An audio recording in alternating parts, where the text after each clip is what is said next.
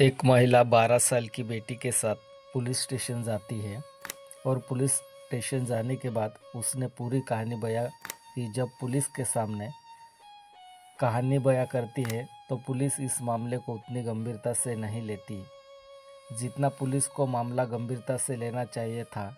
हालांकि जिसके खिलाफ शिकायत दर्ज की जाती है उस व्यक्ति को भी थाने बुलाया जाता है। उनको बहुत बुरी तरह से लताड़ा जाता है, डपटा जाता है, फटकारा जाता है और कहा जाता है कि भविष्य में कभी इस तरह की घटना नहीं होनी चाहिए।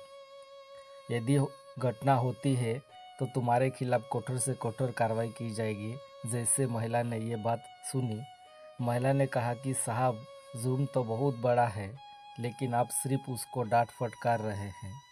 कुछ इसके खिलाफ बड़ा एक्शन ज़रूर लीजिए। लेकिन वो महिला बार बार कहती है और पुलिस शायद उतनी ईमानदारी से, उतनी शिद्दत से वो काम नहीं कर रही थी, इसलिए वो महिला अपनी बयां करके अपनी पूरी कहानी और वहाँ से चली जाती है। यहाँ से जाती ज़रूर है लेकिन उसके बाद एक वीडियो सोशल मीडिया पर वायरल होता है। सोशल मीडिया पर वायरल हो जाता है। जैसे ये वीडियो सोशल मीडिया पर वायरल होता है उसके बाद देश का यानी कि इंडिया का ऐसा कोई बड़ा अखबार नहीं था जिसने अपने वेब पोर्टल पर इस पूरी कहानी को बयां नहीं किया हुआ।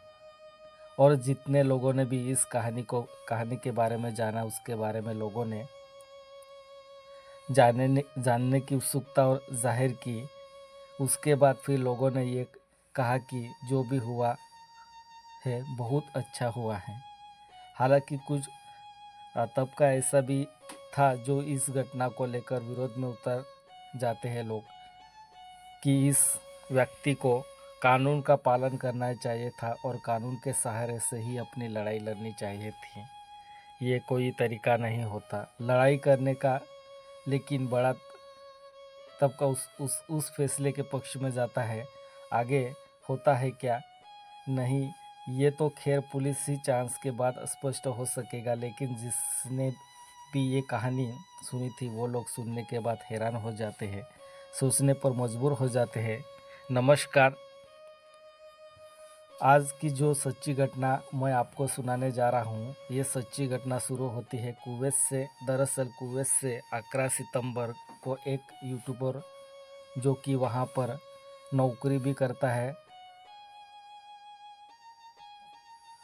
पैसे कमाता है और पैसे कमाने के बाद अपने परिवार का भरण पोषण भी करता है। साथ ही शो के तौर पर यूट्यूब सितंबर को अपने चैनल पर, सोशल मीडिया पर उसने एक वीडियो अपलोड किया। उस वीडियो अपलोड होने के बाद इंडियन मीडिया होती है, उस मीडिया ने अपने तरह से उस रिपोर्ट को कवर किया और उसके बाद फिर पुलिस इस जुगत में जुट जाती है कि किस तरकीब से इस व्यक्ति को हिरासत में लिया जाए और इस मामले की जांच पड़ताल की जाए। दरअसल वो कहानी सुनाता है, वो बताता है कि करीब 15 साल पहले आंध्र प्रदेश का एक ज़िला लगता है अन्नामय्या, उसी का एक गांव लगता है कोतमंगम। पेटा का रहने वाला वो व्यक्ति जिसकी उम्र लगभग अभी फ़िलहाल 37 साल के आसपास है। अब से लगभग 15 साल पहले वो ये इंडिया से सीधा कुवैत जाता है और कुवैत जाने के बाद अपना जो नौकरी करता था उससे जो पैसे मिलते थे अपने परिवार का भरण पोषण करता था। इसी बीच में उसकी शादी हो जाती है। शादी के लिए वो इंडिया आता है। इंडिया आने के बाद अपनी पत्नी के साथ रहता है और कुछ समय पत्नी के साथ बिताने के बाद अपनी पत्नी को भी वो कुवैत लेकर पहुंच जाता है।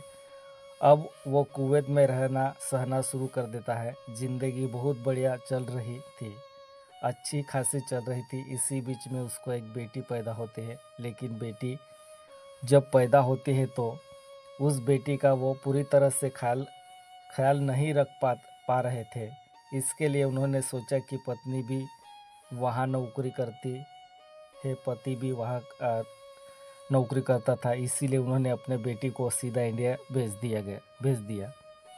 इंडिया आने के लिए उस लड़के ने अपने बेटी को ससुराल भेज दिया ताकि वो उनकी परवरिश ठीक से कर सके, और वो उसके जो ससुराल वाले थे उस बेटी का अच्छे से परवरिश कर रहे थे। सब कुछ ठीक ठाक चल रहा था, लेकिन उन्होंने भी असमर्थता जताई कि हम आपकी बेटी की परवरिश ज़्यादा दिन नहीं कर पाएंगे, इसलिए तुम इसका इंतज़ाम कहीं दूसरी जगह करो। उस व्यक्ति ने अपनी साली, जिसका नाम लक्ष्मी होता है, लक्ष्मी से बातचीत करता है। कहता है कि लक्ष्मी, तुम्हें परेशान होने की बिल्कुल भी ज़रूरत नहीं है। तुम मेरी बेटी का ख्याल इंडिया में रखोगे तो मैं तुम्हें जो भी पैसे होंगे वो पैसे भेजता रहूँगा और आर्थिक रूप से तुम्हारी मदद करता रहूँगा। लक्ष्मी ने कहा, मुझे कोई एतराज़ नहीं है।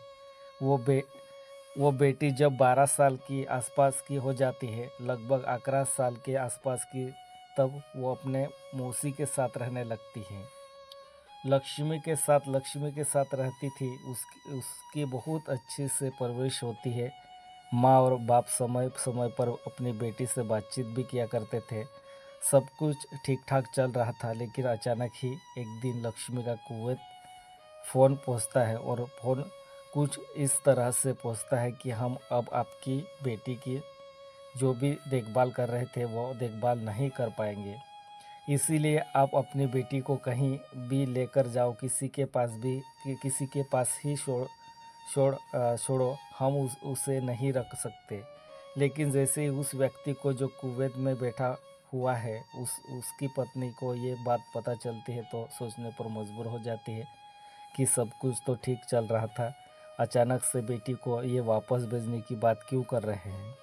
तो उसकी पत्नी कहती है कि तुम परेशान मत हो, मैं जाती हूँ और जाकर देखती हूँ, अपनी बहन से बातचीत करूँगी। लक्ष्मी मेरी बात को बिल्कुल भी नहीं टालेगी।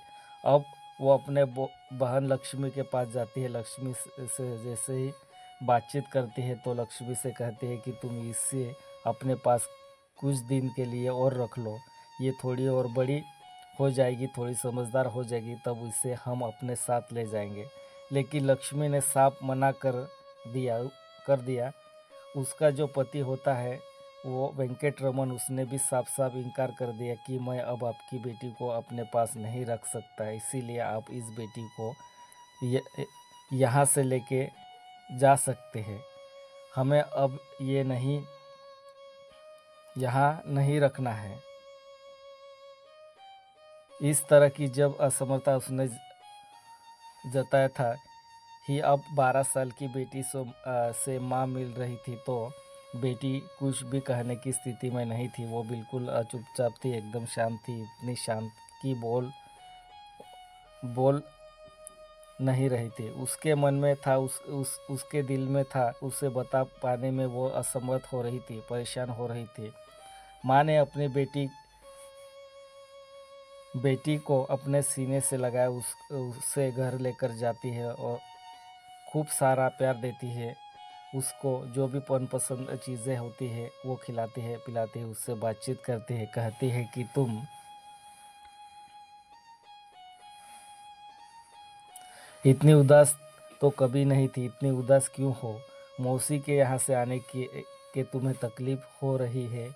वो बार बार इस बात पर कोई जवाब नहीं दे रही थी, लेकिन माँ तो माँ होती है। माँ ने अपनी बेटी को जब बार बार उससे प्यार से दुलार से जब पूछा तो बेटी ने जो कहानी सुनाई, उसकी माँ सुनकर हैरान हो जाती है, सोचने पर मजबूर हो जाती है कि आखिरकार ऐसा कैसे हो सकता है।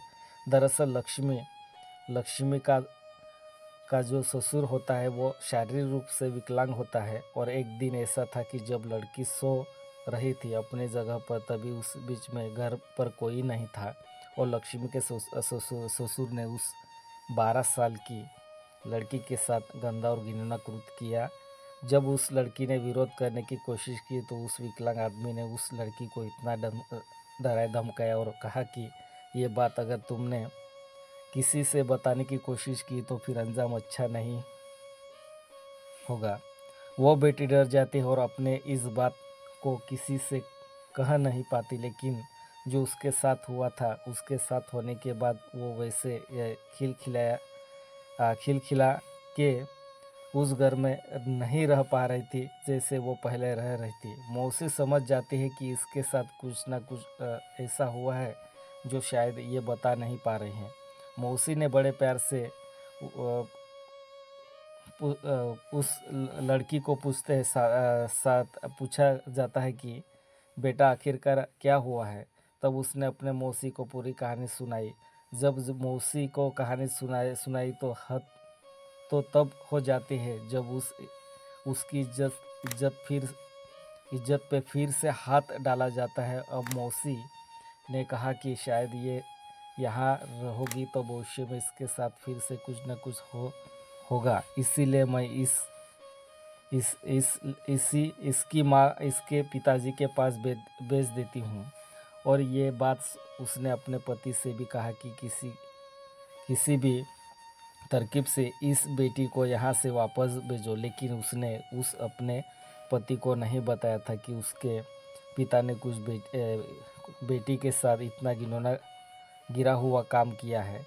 अब जैसे ही उस लड़की 12 साल की लड़की की माँ वापस इंडिया आती है, उस पूरी कहानी पता चल जाती है। इसके बाद वो सीधा थाने पहुंचती हैं, नज़दीकी पुलिस स्टेशन, क्योंकि वो अपने बेटी के उस रेपिस्ट को सज़ा दिलाने चाहती थी और इसके लिए थाने जाकर बैठ जाती है। पुलिस वाले पूछते हैं कि क्यों आई हो, क्या बात है। वो बताती है कि मेरी बेटी के साथ गलत हुआ है और मैं अपने बेटी को इंसाफ दिलाने के लिए आई हूँ। लेकिन पुलिस उस मामले को पूरी ईमानदारी से नहीं लेती है और शायद इस तरह का ही आरोप लगता है और यही वजह थी कि वो महिला बार बार कोशिश कर रही थी और पुलिस उस व्यक्ति को जो आरोपी होता है उसको बुलाते हैं और डांटते डपट और फटकारते हैं। लेकिन जो उस पर धाराएं बनती थी, जो उस अपराध बनता था, जो उस सज़ा मिलनी चाहिए थी, पुलिस ने शायद उतनी ईमानदारी से अपना काम नहीं किया। महिला अपनी बेटी के साथ चली जाती है। उसके बाद सीधा कुवैत पहुंचते। कुवैत जाने के बाद अपने पति को पूरी कहानी बयां करती है। पति अंदर ही अंदर गुस्से में था, बहुत लाल पीला हो रहा था। वो भी उसने कहा कि अगर पुलिस उसकी पत्नी की बात नहीं सुनी तो शायद वो भी जाएगा, तो शायद वो नहीं सुनेंगे। इसीलिए एक दिन वो इंडिया का टिकट कराता है। इंडिया यानी कि आंध्र प्रदेश की उस जगह का एक टिकट कराता है जिसका नाम होता है अन्नामैया जाता है। वहाँ जाने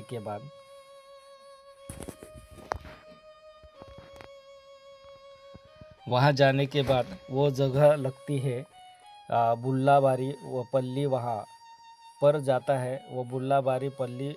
मैं वहाँ जाने के बाद व्यक्ति जिसने उसकी बेटी के साथ गंदा और घिनौना कृत्य किया था, जिसका नाम गुट्टा अंजुनेला होता है, उसके वो पास जाता है। वो घर के बाहर सो रहा था और तभी उस व्यक्ति के पास एक लोहे की रोड होती है। उस लोहे की रोड से वो तब तक उस व्यक्ति को मारता है जब तक कि उसके प्राण नहीं निकल जाते। हालांकि उसके चिल्लाने का उसको अवसर ही नहीं मिलता, मौका ही नहीं मिलता। और वो जिस स्थिति में स्थिति में सोया हुआ था, पड़ा हुआ था, उस स्थिति में दम तोड़ देता है। 7 सितंबर को मध्य रात्रि को ये घटना होती है। किसी को पता नहीं था। आसपास के लोग जब उनकी आंखें खुलती है, जब लोगों ने देखा कि वो व्यक्ति जिसका नाम गुट्टा अंजानेल होता है, वो अपनी चारपाई पर ऐसे पड़ा हुआ है, मरा हुआ है और चारों तरफ उसके ब्लड फैला हुआ था। उसके बाद लोग शोर मचाते हैं।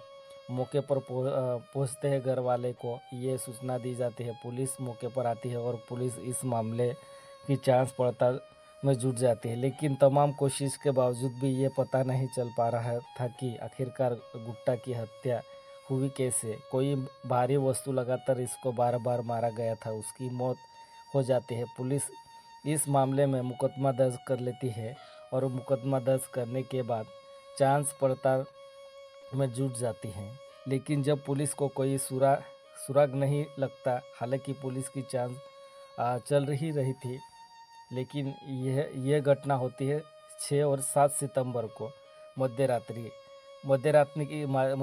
की घटना होती है। लेकिन 2-4 दिन के बाद 11 सितंबर को जैसे ही सोशल मीडिया पर कुएं से एक वीडियो डाला गया, एक वीडियो वायरल होता है, तब आंध्र प्रदेश की जो पुलिस होती है अन्नामय्या, वो थोड़ा सक्रिय होती है और उस घटना में पता चलता है कि वो 37 साल का वो व्यक्ति है जिसकी बेटी के साथ रेप हुआ है, उसने इस पूरे घटनाक्रम को जिम्मेदार अपने ऊपर ले लिया है। अब पुलिस उस व्यक्ति को गिरफ्तार करने के लिए कोशिश कर रही है क्योंकि जो व्यक्ति विदेश चला जाता है तो विदेश से किसी व्यक्ति को वापस अपने इंडिया लाने के लिए एक तरह की कानूनी प्रक्रिया होती है। उस प्रक्रियाओं से गुजरना पड़ता है। यदि इस प्रक्रियाओं से गुजरेंगे तो शायद बहुत लंबा वक्त लग जाएगा, लेकिन उस व्यक्ति ने बड़ी हिम्मत से जुटाए हुए सब लोगों को जताते हुए कि मेरी बेटी के साथ गलत हुआ और मैंने ये काम किया क्योंकि मुझे कानून पर भरोसा नहीं था, इसीलिए सब काम किया। अब उसने ये भी कहा क्योंकि जब वक्त आएगा तो वो अपने आपको सरेंडर भी कर देगा, क्योंकि उसने जो कानून का उल्लंघन किया है वो नहीं चाहता कि जो हुआ है वो आगे भी किसी के साथ ऐसा हो। अब फिलहाल पुलिस उसे गिरफ्तार करने की कोशिश में लगी है। वो गिरफ्तार कर पाएगी या फिर उससे पहले ही वो अपने आप पुलिस के हवाले कर देगा, ये तो खैर भविष्य में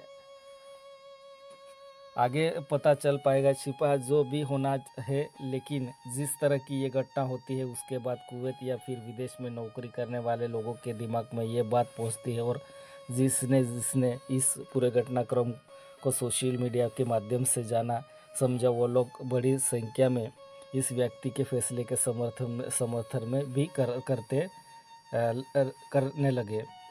कहते हैं कि इसने बहुत ही अच्छा काम किया और कोई भी बाप इसने अगर ऐसा करता है तो उसे क्या बुराई, लेकिन ये सरासर कानून का उल्लंघन है। इसीलिए एक तबका ऐसा भी है जो इस घटनाक्रम को लेकर कह रहा कि अगर पत्नी के बाद पुलिस ने नहीं सुनी थी तो खुद आना चाहिए था, उसके बाद उच्च अधिकारियों के पास जाना चाहिए था। यदि उस अधिकारी भी ना सुनते तो फिर उससे ऊपर की शिकायत करनी चाहिए थी, लेकिन उसने ऐसा ना करके कानून को तोड़ा है। और कानून के तोड़ने वाले के साथ कैसा काम होता है, कानून अपना काम करेगा ही। लेकिन जो भी वाकई हुआ है उस बेटी के साथ गलत था और माँ बाप के शायद भविष्य में उस पिता को भी काफ़ी वक्त तक सलाखों के पीछे रहना पड़ सकता है, ताकि पता नहीं क्या होगा आगे क्या नहीं। दोस्तों, इस पूरे घटनाक्रम को सुनाने का उद्देश्य किसी को परेशान करना नहीं है, किसी को दिल दुखाना नहीं है, बल्कि आपको जागरूकता करना है। दोस्तों, ये घटना जिसने भी सुनी उसके पक्ष में गया था, उस पिता के पक्ष में गया था कि उसने अच्छा किया था, ऐसे लोग बोलने लगे। बट जो कानून प्रक्रिया होती उसके तहत वो उनका बदला लेते, उनका जो उस व्यक्ति पर कार्रवाई करवाते तो शायद अच्छा रहता। दोस्तों, कहानी कैसी लगी? कहानी अच्छी लगी तो ये रियल सच्ची घटना है। कहानी अच्छी लगी तो चैनल को सब्सक्राइब कीजिए और ऐसे ही कहानी सुनने के लिए चैनल को सब्सक्राइब कीजिए और ज़्यादा से ज़्यादा वीडियो शेयर करिए, लोगों को जागरूक कीजिए। जय हिंद, जय भारत।